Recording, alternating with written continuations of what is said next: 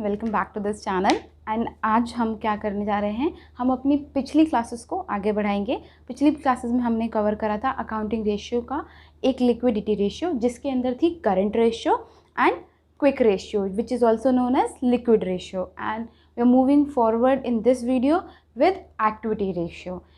सो जैसे कि मैंने अपनी पिछली क्लासेस में कहा है कि हम सबसे पहले टर्मिनोलॉजी को समझेंगे, क्योंकि टर्मिनोलॉजी अगर हमने समझ ली तो आई डोंट थिंक हमें किसी भी फॉर्मूले को बनाने की ज़रूरत पड़ेगी। तो जैसे कि हमें पता है कि रेशियो क्या करता है, रेशियो रिलेशनशिप और कंपैरिजन बताता है। बेसिकली वो एक कंपैरिजन बताता है।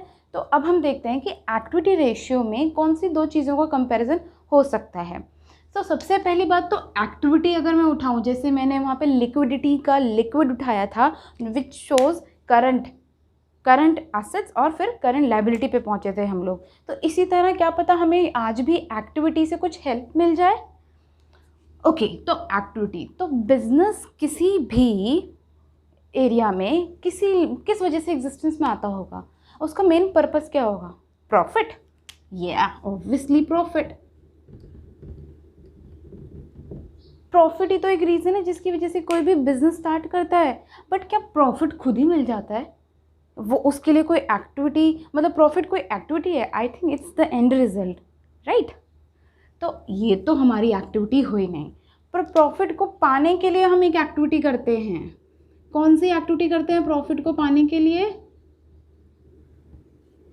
आई गेस हम सेल्स करते हैं, है ना। क्योंकि अगर हमारे पास सेल्स नहीं होंगे और हम अपनी इन्वेस्टमेंट पे इन्वेस्टमेंट करे जा रहे हैं तो क्या मुझे प्रॉफिट होगा? नहीं, अनलेस मेरी सेल्स मेरी सारी एक्सपेंसेस से ज़्यादा हो। तो मेन एक्टिविटी क्या हो गई? सेल्स हो गई। तो प्रॉफिट को पाने के लिए हम लोग किन जो चीज़ों को देख सकते हैं, एक सेल्स को देख सकते हैं और हमारे एक्सपेंसेस क्या होते हैं? कॉग्स। तो अगर मुझे अपनी एक्टिविटी को मेज़र करना है, मतलब प्रॉफिट को मेज़र करना है, तो इन दो एस्पेक्ट्स पे मैं बहुत ज़्यादा ध्यान रखती हूँ, है ना। चलो, कम से कम मैंने अपनी एक्टिविटी से रिलेशनशिप निकाल लिया है कि सेल्स और इधर कॉस्ट ऑफ गुड्स सोल्ड, इन दोनों चीज़ों से ही मुझे मेरी प्रॉफिट का मार्जिन पता चलता है, जो कि मेरा मेन रीज़न है किसी भी बिजनेस को स्टार्ट करने का।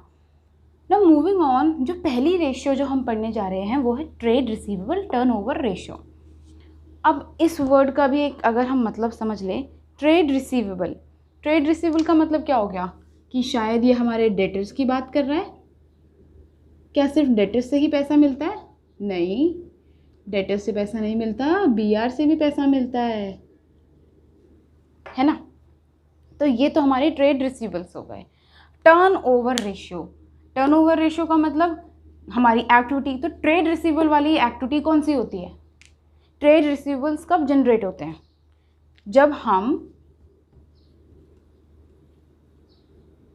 क्रेडिट सेल करते हैं, इजंट इट। पूरी सेल्स जो हमने अपनी एक्टिविटी से फाइंड आउट करा कि एक्टिविटी का मतलब तो सेल्स हो गया है, बट क्या पूरी सेल से डेटा जनरेट होते हैं? नहीं। कौन सी सेल से जनरेट होते हैं? क्रेडिट सेल से जनरेट होते हैं। तो हमें हमारे दो फैक्टर्स मिल चुके हैं जिसके ऊपर हमें कंपैरिजन करना है। हमारा कंपैरिजन करना है क्रेडिट सेल से जनरेट हुए डेटर्स का। तो अब हमारा फॉर्मूला क्या हुआ करता था, याद करो। करंट रेशियो का भी हमने फॉर्मूला खुद ही बना लिया था, current assets by current ratio. तो यहाँ पे भी हम देखेंगे कि सबसे पहली मेन एक्टिविटी क्या थी? टर्नओवर का मतलब एक्टिविटी। तो एक्टिविटी क्या थी हमारी? एक्टिविटी थी हमारी क्रेडिट सेल, तभी तो हमारे डेटर जनरेट हुए ना। ओके, क्रेडिट सेल से हमारे डेटर जनरेट हुए, ट्रेड रिसीवेबल। पर एक मिनट, हम रेशियो निकालते हैं एक पूरे साल के चेंजेस को देखने के लिए। तो मेरे जो साल के शुरुआत में डेटर होंगे वो डिफरेंट अमाउंट के होंगे, और मेरे जो साल की एंड में डेटर होंगे वो डिफरेंट अमाउंट के होंगे। तो अब मैं क्या करूं? अब मेरे को इवन आउट तो करना है। तो इवन आउट कैसे करते हैं? इवन आउट करते हैं एवरेज करके। अंडरस्टूड? तो इसका मतलब हमारा फॉर्मूला क्या बना? Credit sales by average debtor.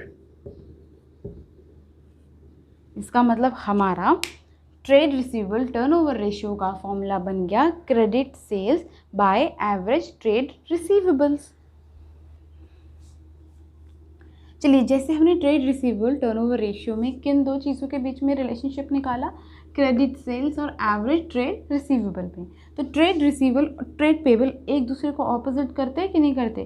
Trade receivable अगर जनरेट हुआ क्रेडिट सेल से तो ट्रेड पेबल जनरेट होगा राइट क्रेडिट परचेज से। सही बोल रहे हो आप लोग।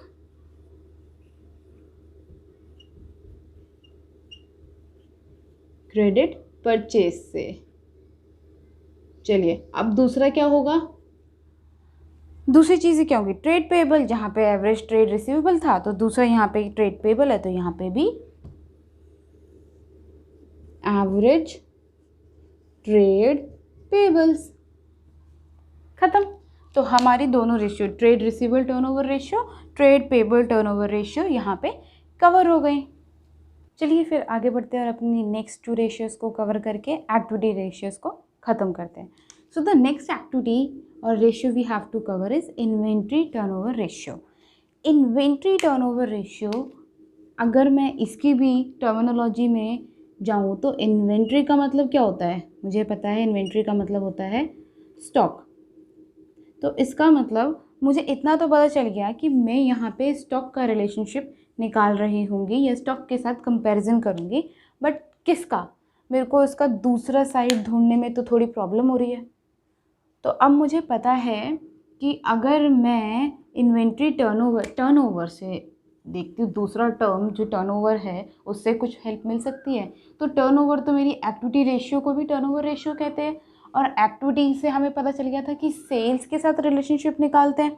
किसके साथ निकालते हैं, इधर सेल्स के साथ और किसके साथ निकालते हैं, कॉक्स के साथ, है ना। अब ये कॉक्स याद है ना, 11th में पढ़ा था सोल प्रोप्राइटरशिप में, कॉस्ट ऑफ गुड्स सोल्ड, नहीं याद। एक बार फॉर्मूला बता देती हूँ, देखो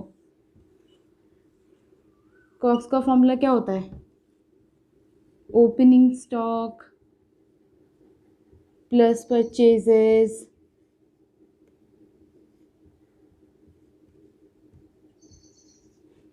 प्लस डायरेक्ट एक्सपेंसेस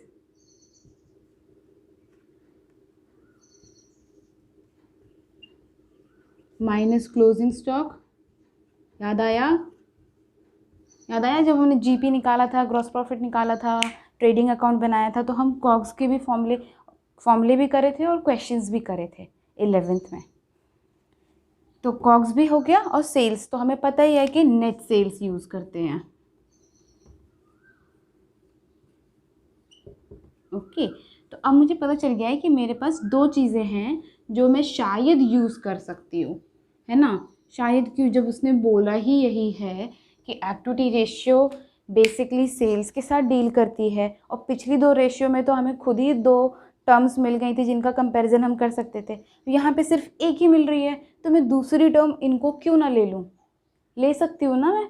तो सिंपली अगर मैं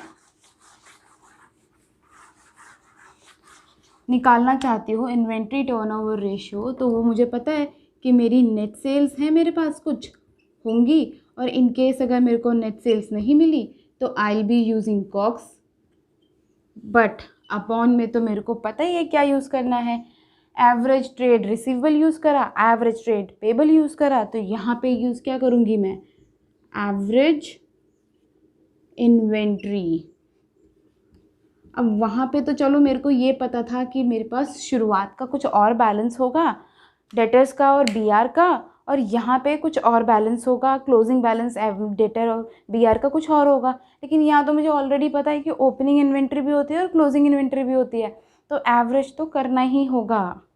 तो ये मेरा फॉर्मूला हो गया इन्वेंट्री टर्नओवर रेशियो का। अच्छा, वहाँ पे मैंने आप लोगों को ट्रेड रिसीवेबल्स में बार बार डेटर बोला है। इट डज नॉट मीन कि सिर्फ और सिर्फ डेटर होगा, बीआर भी होगा। जिस फॉर्म से ट्रेडिंग करके हमें पैसा मिला होगा वो हमारे ट्रेड रिसीवेबल्स हैं। अब सेम केस टीपी के साथ भी तो होगा, ट्रेड पेबल्स के साथ भी तो होगा, क्रेडिटर्स प्लस बीपी हुआ होगा, है ना। अब इसका मतलब ये नहीं है कि आप ओपनिंग बैलेंस ऑफ डेटर सिर्फ और क्लोजिंग बैलेंस ऑफ डेटर सिर्फ लेके एवरेज कर दोगे, नहीं, opening balance of both plus closing balance of both divided by 2, ठीक है। Same will go with creditors and BP. ये मिस्टेक्स यूजुअली बच्चे कर देते हैं, इसलिए मैं आपको बता रही हूँ, ध्यान में रखिएगा। Opening balance of debtor plus B R होगा और closing balance of debtor plus B R होगा, ठीक है, तभी उसका एवरेज निकलेगा, क्योंकि डेटर और बी आर मिलके तो एक बार का ट्रेड रिसीवेबल बनाएगा। Now moving on, working capital turnover ratio. Now यहाँ पे कुछ नया है जो आपने पहली बार सुना है।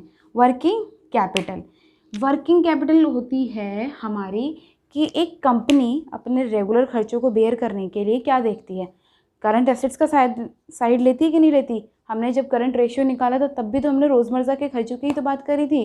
तो जब हम करंट रेशियो निकाल रहे थे तो कौन कौन सी चीज़ें थी हमारे पास, करंट एसेट्स और करंट लायबिलिटी तो थी। तो अगर मुझे देखना हो कि मेरे पास कितना पैसा है जो मैं अपनी उसमें वर्किंग डे टू डे के फॉर्म में और अपने बिजनेस को बढ़ाने के लिए लगा सकती हूँ, तो वो तो यहीं से पता चलेगी ना मुझे कि मेरी करंट एसेट्स कितनी हैं, उसमें से मैं अपनी करंट लायबिलिटीज़ माइनस कर दूँ तो मुझे पता चलेगा कि मेरे पास कितना पैसा बचा है इस वक्त मेरे पास। सपोज़ अगर मेरे पास करंट एसेट्स हैं 100 की और मेरे को लायबिलिटी पे करनी थी 80 रुपीज़ की, तो 20 rupees is my working capital जो मेरे पास अवेलेबल है अपने इस बिज़नेस को एक्सपैंड करने के लिए। रोज़मर्रा के खर्चों से ही तो रोज़मर्रा के बिज़नेस को एक्सपैंड करूँगी ना। तो मेरे पास क्या हो गया, वर्किंग कैपिटल का फॉर्मूला पता चल गया आपको, और वर्किंग कैपिटल का मीनिंग पता चल गया। Working capital is current assets minus current liability, और यहाँ पे सारी करंट असेट्स आती हैं इंक्लूडिंग दैट लूज टूल्स जो हम करंट रेशियो में छोड़ देते हैं। ये क्वेश्चन बहुत बच्चों का होता है कि वहाँ पे तो लूज टूल्स छोड़ दी, यहाँ पे क्यों नहीं छोड़ी। वो इसलिए बेटा क्योंकि करंट रेशियो हम वहाँ पे उस वक्त जनरेट क्या करना चाहते हैं, हम देखना चाहते हैं कि इंस्टेंट पैसा हमारा अभी इंस्टेंटली अगर हमें किसी को पे करना पड़ जाए तो क्या हम पे कर सकते हैं। वहाँ पे हम लूज टूल्स को कंसीडर करते हैं अपनी मशीनरी का पार्ट, इस वजह से हम उसको सेट असाइड कर देते हैं। बट यहाँ पे हम देखना चाहते हैं कि क्या अगर मेरे को बिज़नेस एक्सपेंड करने की ज़रूरत पड़ी तो क्या मैं अपने सारे एसेट्स बेच के कुछ ऐसा पैसा निकाल सकता हूँ या निकाल सकती हूँ जिससे मेरा बिज़नेस एक्सपैंड हो जाए। इसलिए वहाँ पे वो एक्सक्लूड हो जाता है, क्योंकि वहाँ पे हमारी सॉल्वेंसी पता करनी है, शॉर्ट टर्म सॉल्वेंसी, लिक्विडिटी। और यहाँ पे हमें पता करना है कि मेरे पास एक्चुअली में पैसा होगा कितना, एक रफ आइडिया पता करने के लिए वर्किंग कैपिटल का। ओके, तो वर्किंग कैपिटल मिल गया है, वर्किंग कैपिटल आपको पता चल गया है। अब एक बात बताओ, दोबारा से अगर मुझे पता है कि दूसरा साइड नहीं मिल रहा है, टर्नओवर रेशियो आज भी है, तो मैं दोबारा से नेट सेल्स एंड कॉग्स की हेल्प लूँगी। तो अब मेरा फॉर्मूला क्या बनेगा,